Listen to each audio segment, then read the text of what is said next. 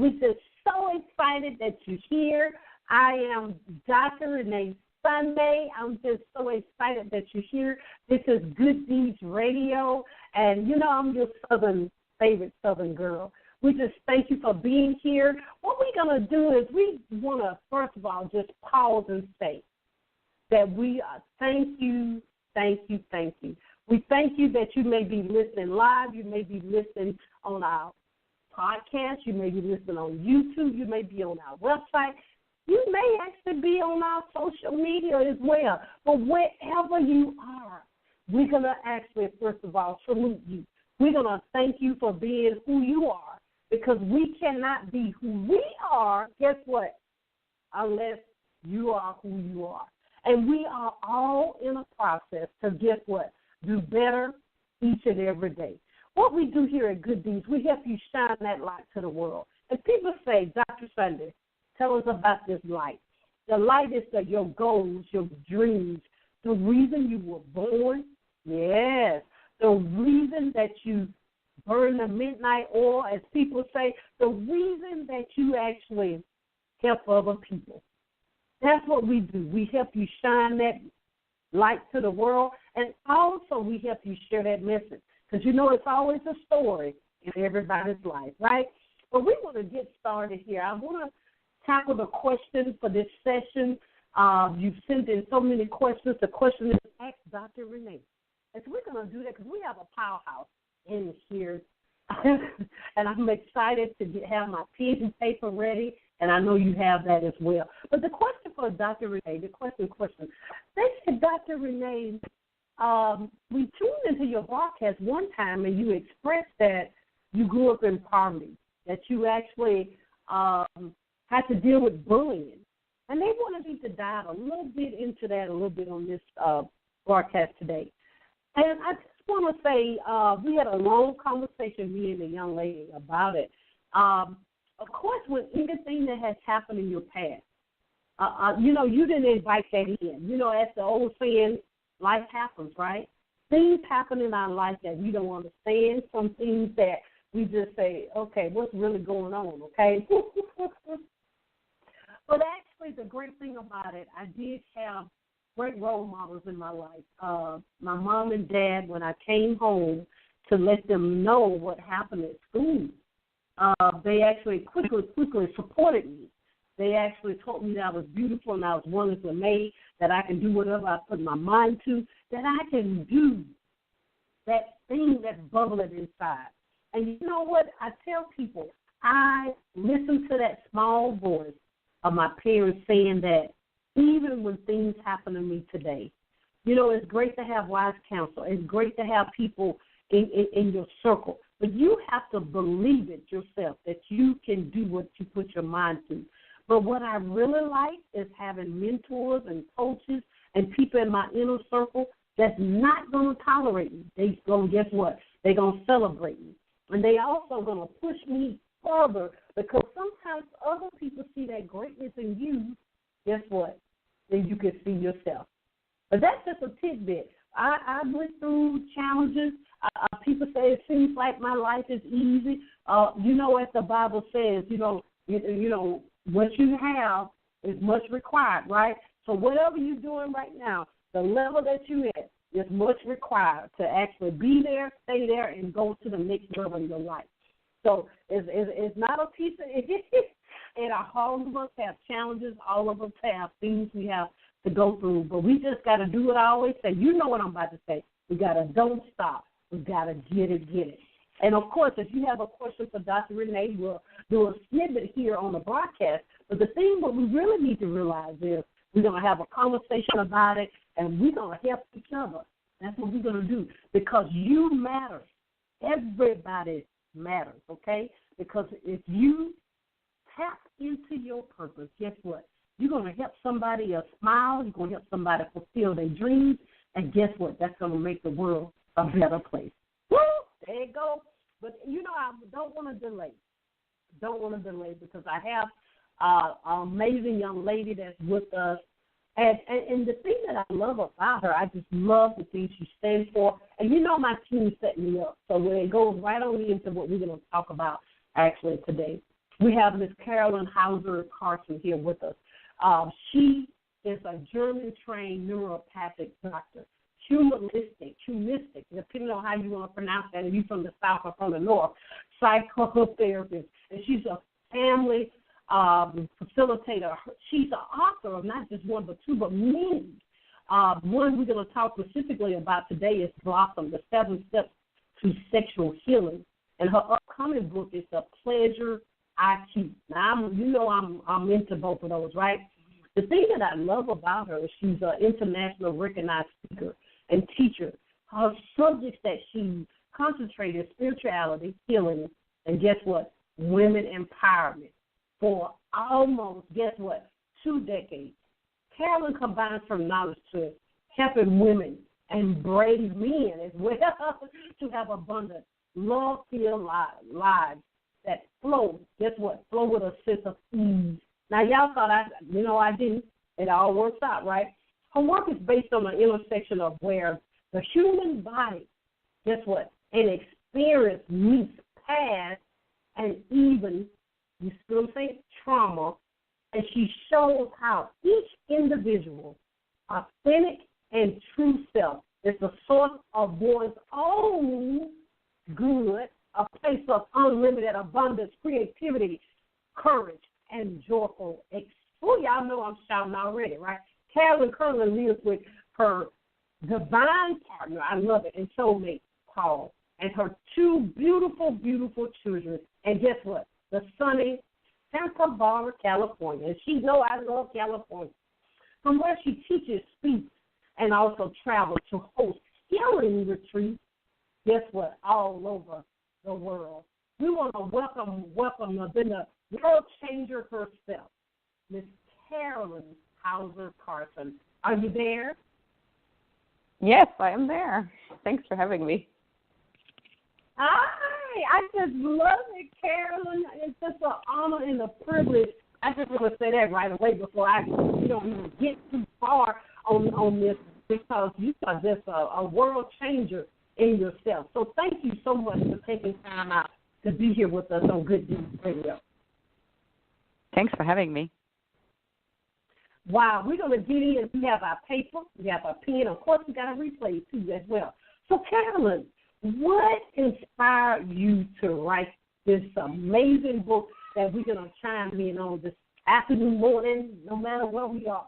Well, my healing journey didn't start out with knowing that I had childhood sexual abuse. I was really anorexic and bulimic. So I was suffering from eating disorders from when I was 10 years old till in my early 20s. And in my early 20s, I had a wake-up moment where I basically realized that if I didn't change what I was doing, I wouldn't live to be 30 and I wouldn't have children. And I really, really, really, really, really wanted to have children. And so I was open to try new things. And, I mean, I had tried a lot of therapy and all kinds of stuff, and nothing had helped. And at that point, my mom had invited me to check out what's called Family Constellations. It's a body of work that's originated from Germany and is very highly transformational. So I went to a weekend workshop and experienced the work, and within 3 months I was completely healed. So that was a miracle to me in my life, because it really saved my life. And when I went back home after that, I kind of didn't know what to do with my life, really, because I was just waiting tables. And one night, a friend of mine kept me company as I was working, and we got to talking, and I shared the story with him, and he said, "Oh, my God, if you know how to do this, you have to make this your life's mission." So because he kind of said that and I didn't know what else to do, and it kind of made sense, I decided to basically spend my entire 20s traveling the world, learning about healing, becoming a naturopathic doctor and humanistic psychotherapist. And so by the end of my 20s, I really thought I had it all figured out. I was helping people, and I had actually gotten married, and I had my first daughter. And then with her turning 3, my life kind of turned upside down, because I started having memories of early childhood sexual abuse come back. And with that happening, and with me having gone and spent so much time on learning how to heal, that's kind of what inspired the book, right? It was kind of clear, okay, you have all this knowledge, and now you got to do all this work again by yourself. So figure out a way. And I felt very strongly that I did not just have to figure out a way for myself. The whole time I could feel all the women, the thousands and thousands of women that basically I was pioneering this path for. And so that's how the book was born. Wow. Now this is, as they say, and I love how you have it in your bio as well, a divine. You use that word just really, I love it. Well, let's talk about the divine appointment of right now with the Me Too movement. Why is the Me Too movement just the beginning? I mean, and things that you've been doing pretty much all of your life really is helping us to actually see what we need to be a part of this actual movement. Yeah, it's awesome that now it's getting attention. It makes my work much easier. The Me Too movement is a great first step because it helps people come out of the closet. But for actual healing, something else is required. And so if you like, I can go into that. Oh, please, yes. Yeah. So, a lot of people think of trauma, and especially sexual trauma or sexual abuse, as a psychological issue because we have a feeling like, we need to somehow get over it, or we usually think that we have to try to understand it or forgive it or do some kind of a mental or emotional process about it to get beyond it. And what I've actually come to understand is that when trauma happens, it's much more of a physical and energetic problem than it is psychological. So I always invite people to imagine that your body is your house, and when trauma happens, it's like lightning striking a house.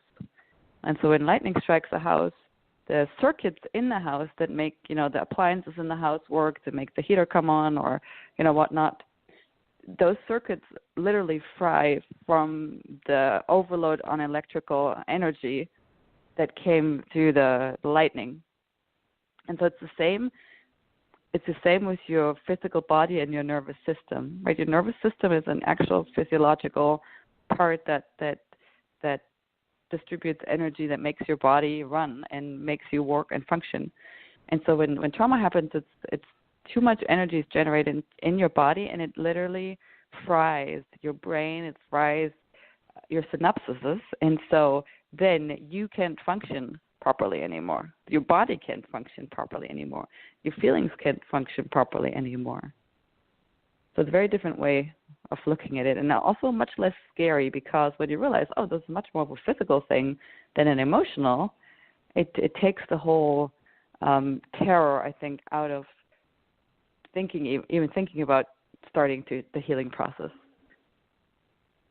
Wow, that is so powerful. A much needed conversation. But Carolin, let's go a little deeper if it's okay. Sure. We talked briefly. What is the most crucial first step when it comes to, and you talked about it briefly with healing. I want to ask an off-topic, if it's okay, question, because what people have done in society is they put all abuses in one box. So tell us in regards of what we're talking about today is, healing from sexual abuse. Like you said, so wonderful. We concentrate on just the mental, and we don't concentrate on the psychological part. What are, the things that's blocking us, if you will, or the steps of how we can actually be healed from this and to be able to walk out our purpose in life? The thing that I love that you do in your book is, the crucial things that we need to do when it comes to healing from sexual abuse. Yeah, the crucial thing is to realize that, yes, somebody did something awful to you, but yes, that happened, and also that doesn't mean that you have to stay in a victim relationship for the rest of your life. You can get to a place where that's happened, and it didn't completely deteriorate your life. Right, so learning to take responsibility. And a lot of people think that means that you have to take responsibility for what happened. No, it is not your fault that what happened to you. And at the same time, I know that the universe is a very efficient place, and God is very loving, and that that for us to evolve, sometimes we need to go to experiences that open our eyes to our own greatness, right? And so the responsibility comes in not allowing that what happened determines the rest of your life, basically, to say, okay, this happened, and now let me learn.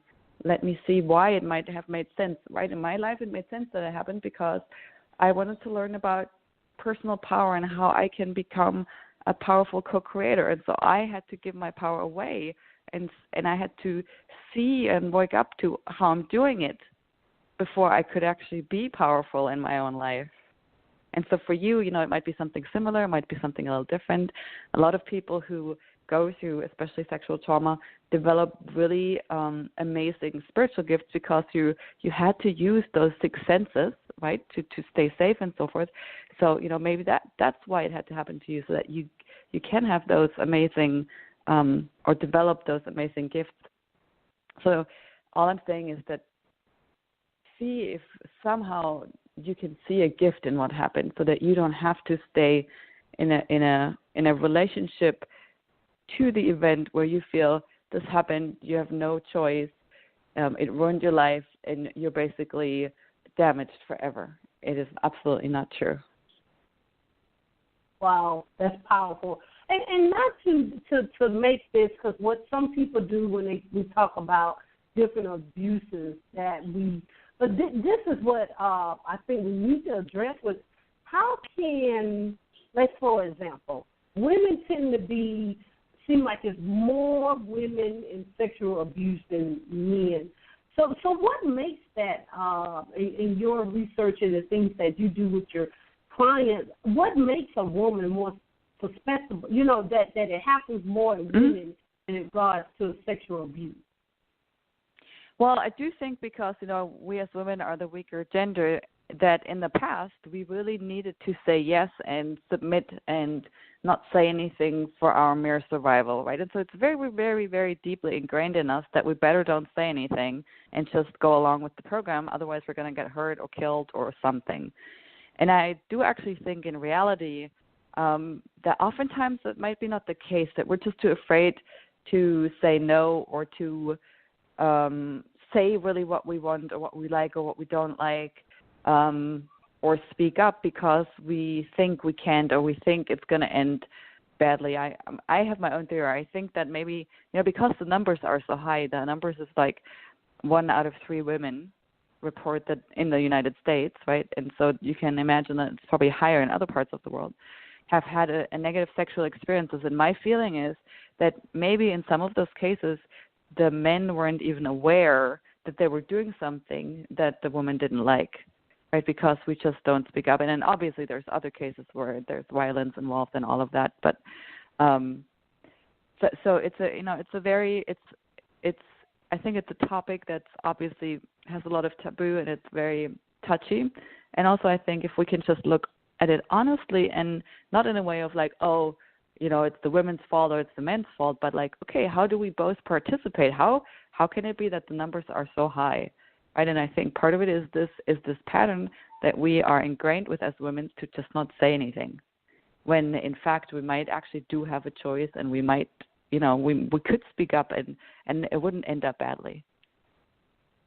Wow, that's powerful. I love that. Well, how can women feel safe, with men again? I mean, because obviously this has pretty much changed their whole way of thinking about being around men, being intimate, etc.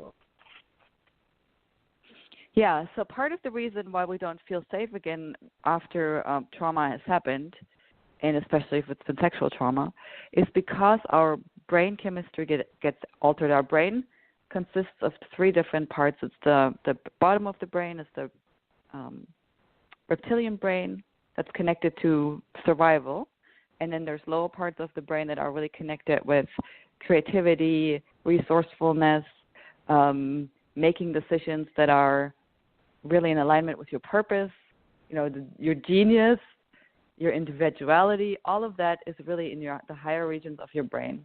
And so what's problematic when trauma happens is that basically your reptilian brain gets put in charge, before it's kind of there and it goes into action when your life is threatened, but after trauma, basically that brain becomes very active and takes over, and it's kind of the brain that runs your life. And it's very, very powerful because it's connected to your survival. And so just imagine, if you're literally making decisions like an animal that runs for its survival, right? So you can see how when you're in that state, you're not connected to all your senses, and you're not really very resourceful and calm, and you're not going to make really good decisions. You're going to make decisions that are connected to surviving. And so in order to feel safe again, it's really important to learn tools that will help this switch basically to flip, so that this old brain, this reptilian brain, starts to relax. And when that happens, then you can have access to your intuition, and you can have access to your higher self. And your higher self is that connection, that inner knowing is what will help you feel safe again with yourself at first, because, we abandon ourselves. We don't trust ourselves, mostly because most of us blame ourselves to some capacity. Even if we don't consciously do it, we subconsciously do it. And so helping the brain to relax so that you can get into a space where you're actually being more of your true self, literally, will help you feel safe again with yourself and men and in any situation. Wow, that's some very interesting information. I'm enjoying this. I know the listening audience is. Carolin, let's because this, ladies and gentlemen, she will let you know how to get this life-changing publication. And we've kind of went back and forth, but what are the 7 steps of the Blossom's journey? The first step is really about helping the subconscious understand what the journey ahead is, because if anybody has tried to change anything, you know how hard it is, and it's hard because the job of the subconscious is to keep us safe, and what's known is safe, even if it's misery, even if you're sick and broke and in bad relationships. If that's what's known, it's better than the unknown, even if the unknown is better. So the first step is really around teaching your conscious brain about what's happening, so that the resistance, that you know what to do when the resistance comes. And then the second step has to do with landing within yourself, because in order to transmute the energy, when we talked about the house and the lightning earlier, so there's tons of energy that has gotten stuck, negative energy that's gotten stuck in your body, and you will need to learn to use your body as an instrument. And so that the first thing that you need to be doing so that you can use your body is to actually start learning to be in your body. A lot of abuse survivors, we're not in our bodies. We're living kind of like outside of our body. So the second step helps you with that. And the third step helps you to connect to your intuition.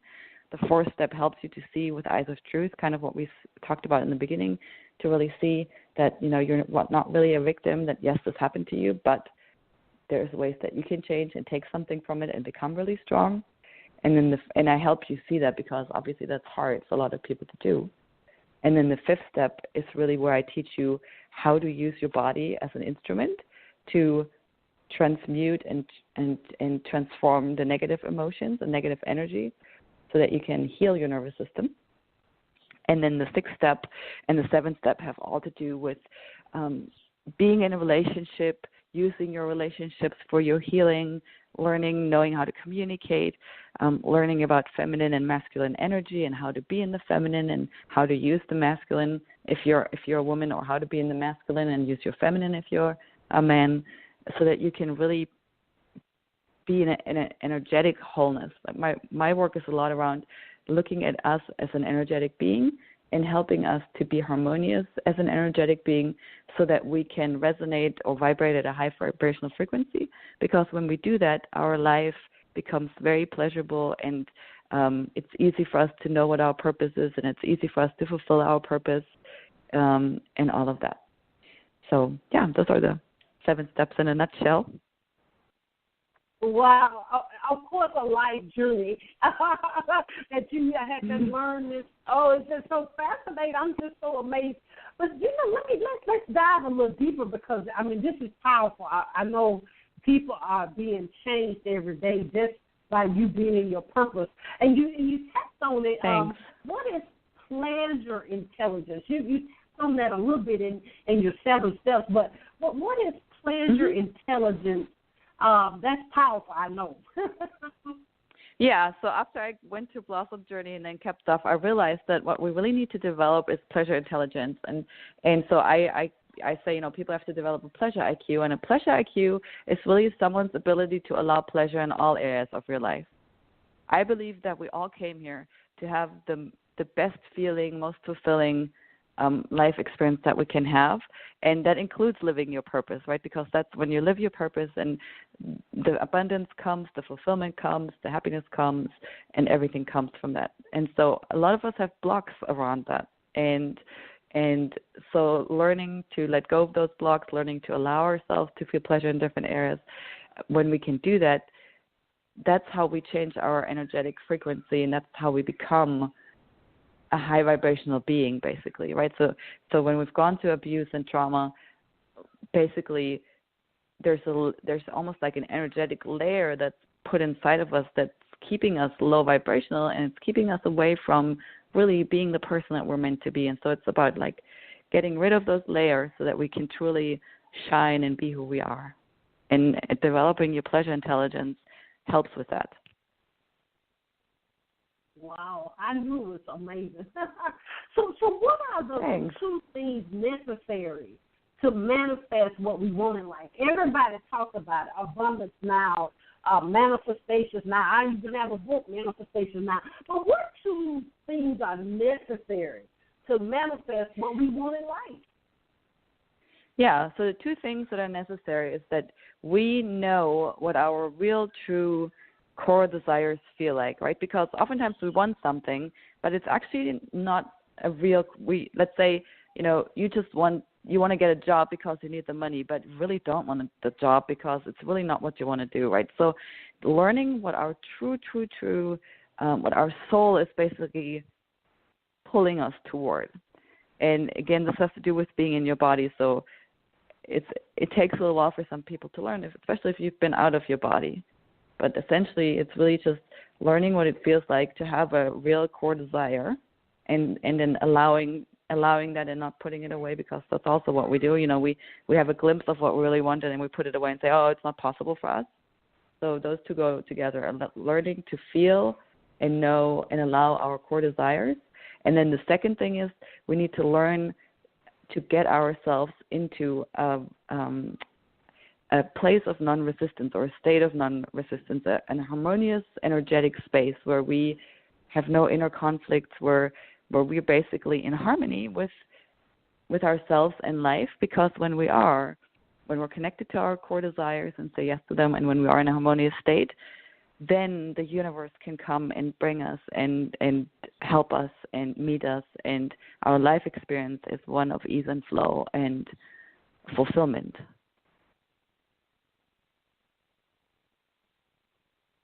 I love it.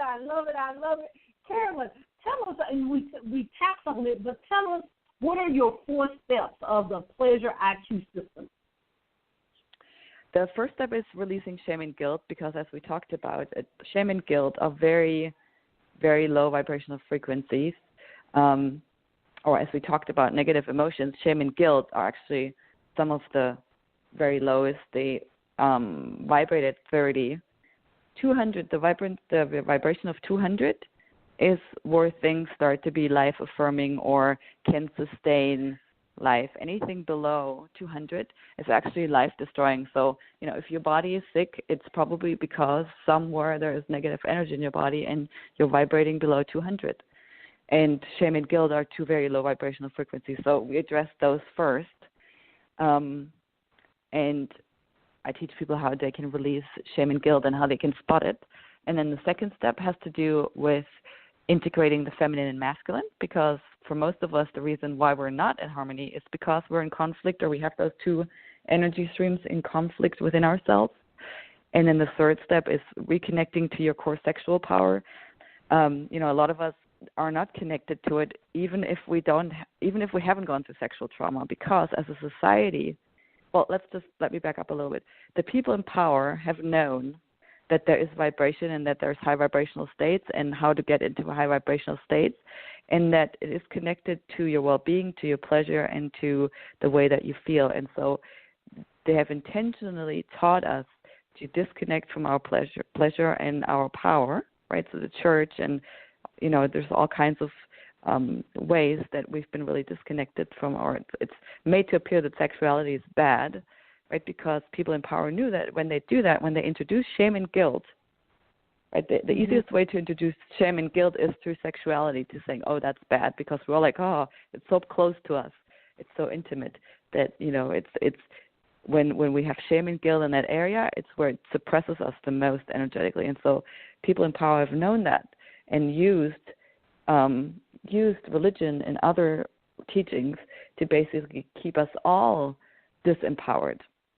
And so clearing that and understanding that and learning how to connect to and heal the hurt in your sexual organs and in your own being, because we are a sexual being, and it's very painful to have to deny ourselves. And that doesn't have, it has nothing to do with being frivolous or, being able to have sex with a lot of people or something. It really has to do with us allowing ourselves to feel our own energy, our own sexual energy, our vibrancy, our, sexual power is a very powerful energy, and it none of us is actually used to feeling that good and having pleasure in our life. So that's all connected to the third step. And then the fourth step is around learning daily practices and learning ways in which you can live so that you can be a high vibrational being every day in your everyday life. Wow. Everybody needs your work. I mean, this needs to be all over the airwaves everywhere, because, yes. Oh, my God, everybody. I'm working. Oh, wow. I'm working on getting an Oprah. So if anybody knows Oprah, oh, amen. Connect with me. Ooh, Lord.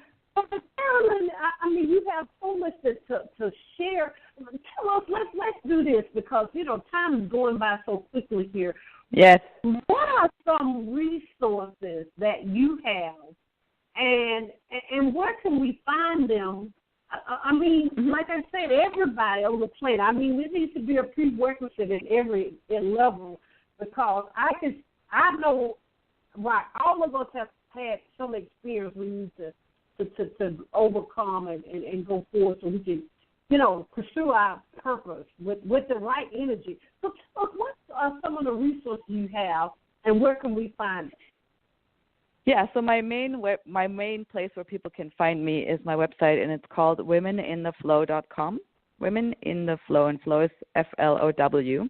And so on there, I have two gifts, and it says, the one tool that you'll need for manifesting, and it's the process on how you transform the negative energy that has gotten stuck in your body into positive energy, so that you can become a high vibrational person and being, that you can heal your body, you can heal your relationships and everything.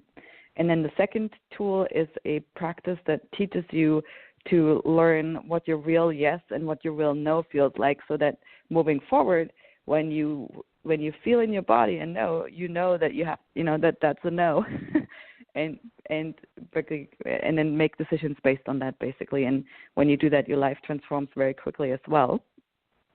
And then on the website, you can find, I actually do have the Pleasure IQ as an online course, and I do retreats around the world. I have one coming up in July on the Mayan Riviera near Cancun. If anybody's interested, you can reach out on my website and inquire about that.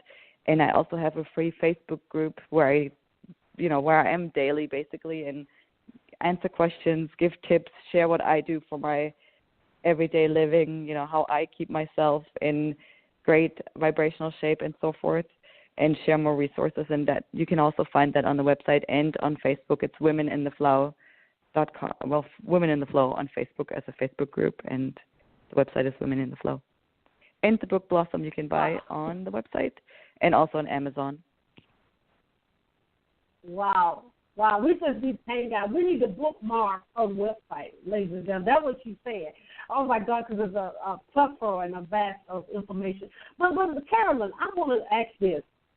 What are some, as we, because you gave us so much information that can change our life right away. So what do you want our listeners to take away from this amazing experience? I'm not going to say an interview, but this amazing experience that we actually have shared with you on this day. Oh, thank you. The most important thing I want people to understand is that, we don't have power over other people. We don't have power over what they do and what they do to us maybe, and also we don't have power over our circumstances, but we do have power over our own vibrational state. And so if you understand that and then really make it your focus to learn about your own energy and how you can basically upgrade and transform your own energy, your life, that gives you the power back to really create an amazing life. It's that simple in a sense, right? It doesn't require much more. So remember that you do have the power to learn that. It's just a skill, it's just a skill like learning a new language. And allow yourself to have the resources and support along the way. But basically don't forget that your power comes from you helping yourself with your own energy. Wow. Carol, I'm in tears because you're just so amazing. First of all, we want to thank you so much for taking time out and being here with us on Good Deeds. But the greater thing I want to really say is thank you so much for being in your purpose and accepting the call that's on your life to help empower so many people. So thank you so much. Thanks so much, and my pleasure. Oh, and we will be sharing your information throughout our network. So thank you, thank you, thank you. I appreciate it. Thank you. Woo, ladies and gentlemen, I don't know what to do. I'm on the screen. I want to shout, but make sure you connect with Miss Carolin Hauser Carson. She's powerful.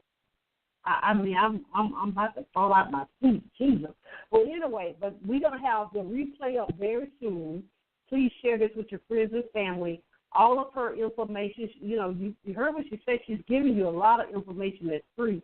But please, support her in the different publications that she has and the ones that will come. Woo, I'm so excited.